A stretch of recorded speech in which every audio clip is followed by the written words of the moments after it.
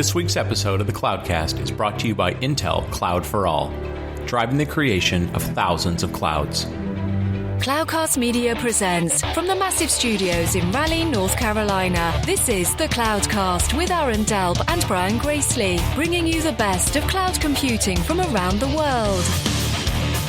Good morning, good evening, everyone. Welcome to another episode of the Cloudcast. We're coming to you live from DockerCon here in Barcelona. First of all, a huge thanks to the Docker folks for having us as a media sponsor for the show. Today we have Kit Colbert, GM of Cloud Native Applications at VMware. Kit, how you doing, man? I'm good. So first of all, before we dig into all the lower level stuff, tell everyone a little bit about what Cloud Native Applications means to you and VMware, because that's become yet another buzzword. It's a buzzword. I know. Well, first off, thanks so much for having me. Absolutely. I'm excited to be here. We kind of use it as Cloud Native Apps as a catch-all grab bag, right, for the many different technologies and processes that surround next generation applications. So obviously Docker and Linux containers are at the core of that, but we also go toward application architectures like microservices and development processes, CI/CD, or even DevOps. And so really our focus is how we can help our customers to embrace all of these changes that are happening and provide them some infrastructure products to really help grease the wheels as much as possible. That makes sense. And that helps frame kind of my first question here. I kind of grew up in VMware virtualization and the ecosystem associated with that. As you speak to existing VMware customers about this transition that's kind of going on in our industry to cloud native applications, well, first of all, how have the discussions been going? And because at the end of the day, it's a very different audience typically. Yep. Is it a little bit of education? Is it a little bit of making light bulbs go off and then digging deep? Like, tell us a little bit about that. Yeah, I mean, it's a bit of all of that. So I think your first point is absolutely a journey, first of all. And I think a lot of customers are starting to see the necessity of doing that. Really, a lot of them view it from a competitive pressure sort of scenario, that digital experiences are what are defining a lot of the ways that businesses engage with consumers and customers nowadays, right? And then if you're not able to make that transition and have a great digital experience, then you're at a competitive disadvantage. And so we actually see it in a number of different ways, right? We see the traditional narrative is that developers are embracing these technologies and then pounding on IT ops to support them running in production. We certainly see that.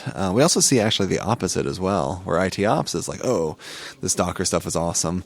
Developers, you guys should really use this. And the developer's like, well, they don't get it yet, that sort of thing. So we see it going both directions for sure. But by and large, I think a lot of what people are trying to do is wrap their heads around a number of things.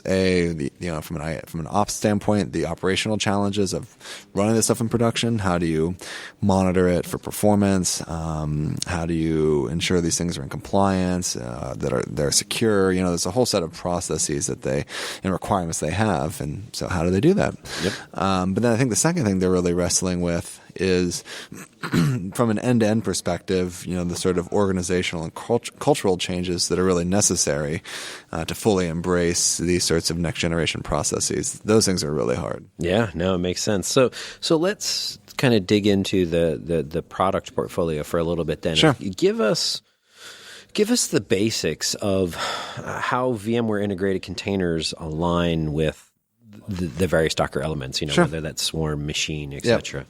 Yeah, so we announced vSphere Integrated Containers back at VMworld this year, so a few months ago. And the basic premise of it is that it allows you to extend your existing data center infrastructure of vSphere, which is, of course, VM-based, to support containers in a first-class sort of native way.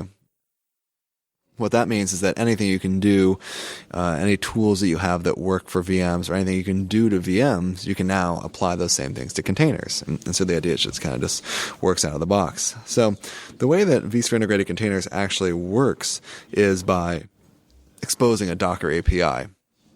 We're actually running a Docker engine inside of VM and vSphere. Sure. And so What we're doing is there's a long technical detail here on how this all works, but effectively what we're doing is virtualizing the Docker host. And so rather than the Docker host being a single virtual machine or a single physical machine like it is today, a Docker host is now essentially an abstract set of resources that happens to be backed by multiple virtual machines.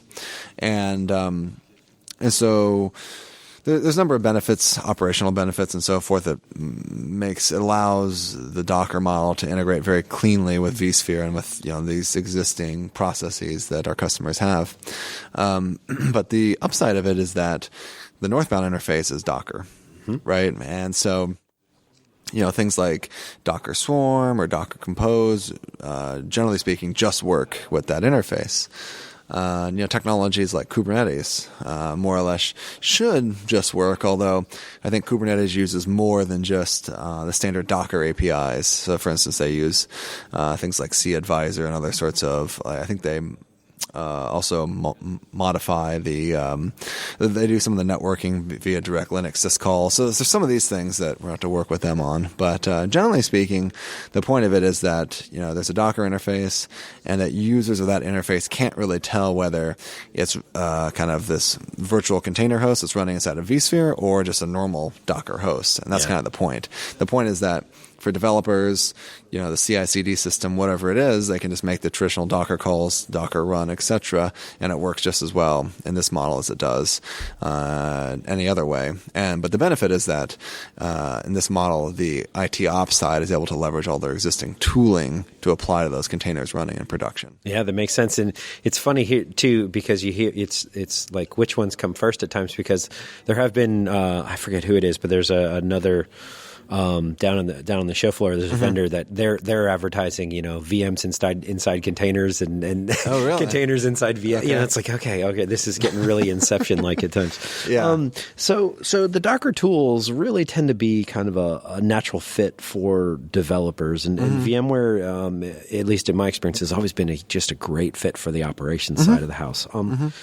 So are people starting to understand where and how they should integrate versus keeping some functions separate? Well, I think there's a few different parts to that. I mean, you're right. So, we've been mostly focused on operations throughout our lifetime as a company. And I think one of the things we're doing now is trying to expand that to engage more with developers. As I said earlier, our focus is very much on the infrastructure side. We're not trying to replicate the application level functionalities of say, a Kubernetes or a Cloud Foundry or a Docker Swarm, right? These guys do them great, so we support that. But our view is really how do we provide the right infrastructure for that? So in that model, we are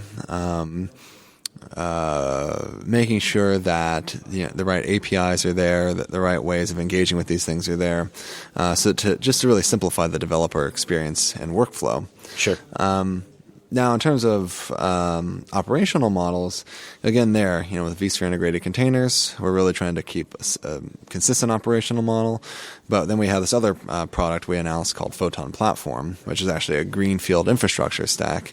And its goal is actually designed for these more DevOps-style ops models, which are very, very different from a traditional IT ops model. Yep. I think we're trying to offer customers two paths: the kind of the evolution path, where you can take what you have and extend it, and the revolution path, where it's totally greenfield and very different. Yes, right? and it could be evolution, revolution. It could also be kind of a crawl walk mentality too. Absolutely.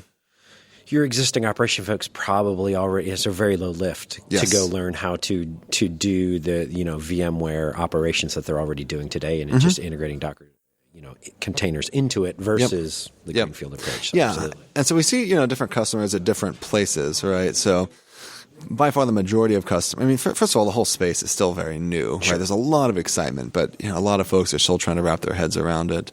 The application teams are just starting to leverage, Docker and so forth. And so, for most folks, they are like, we're kind of dipping our toes in the water. We're going to start slow.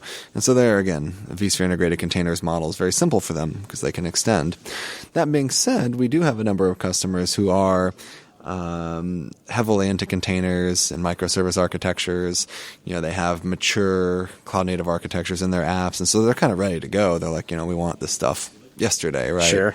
So we do see a little bit of both. Yeah. The way I kind of distinguish it, by the way, is if you look at any of the web scale giants like Google, Twitter, Facebook, Netflix, etc., they essentially have two sides of the house. They kind of have the .com side and then the more traditional IT side. And so the .com side has, of course, very specialized, high scale, fully automated type of operational models, whereas the IT side has a more traditional aspect to it. And so I think that kind of captures, in some sense, the distinction between vSphere integrated containers and the more traditional model, and Photon platform, which is aimed for more of this DevOps model. That's a great way to look at it. Absolutely. Now, so you mentioned Kubernetes and some of these others earlier. What's VMware's plans around schedulers like Kubernetes or Mesos? Well, as I said, I think that these guys are doing a great job with these things. And there's a lot of them as well, Sure. right? I mean, multiple schedulers on top of Mesos. You've got Kubernetes, you've got Docker Swarm, you've got Cloud Foundry. You've got a lot of these different efforts out there. So I think our view is that we're not, we don't want to try and we don't really want to jump in the fray because there's enough innovation happening there. What our point of view is, and I think where we've been successful in the past, is providing a common infrastructure platform to run all of these things. Our point of view is that much like we saw the proliferation of the J2EE space between WebLogic and WebSphere, JBoss and Spring and so forth, and pretty much every company has all of them in some shape or form. Right. I think we're going to see similar effects happening in the cloud native space. One team will choose Kubernetes, a different team will choose Docker Swarm, a third team will choose Marathon, or what have you, right? And so really what we want to be able to provide is a common way for developers to get access to infrastructure in a very streamlined way, as well as a common way for IT ops to actually operate that. So whether you're running a big data workload or Kubernetes workload, IT can have a common way of really managing that. I think that's one of the values that we've had with vSphere, and we want to actually extend that even with things like Photon. Perfect. Makes sense. All right. So we're out of time for today. Kit, where can everyone find out more about yourself or what you have going on with the Cloud Native Apps team? Yeah, so a couple of different ways. Following us on Twitter, we're at Cloud Native Apps. We've also been open sourcing some of the technologies we're working on. So, for instance, within Photon Platform, there's a component called Photon Controller that we just open sourced today, actually. Oh.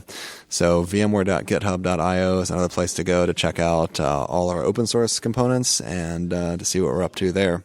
Fantastic. All right. Well, Kit, thank you very much for your time today. Yeah, thank you so much. And thanks, everyone, for listening. Thank you for listening to The Cloudcast. Please visit thecloudcast.net to find more shows, show notes, videos, and everything social media.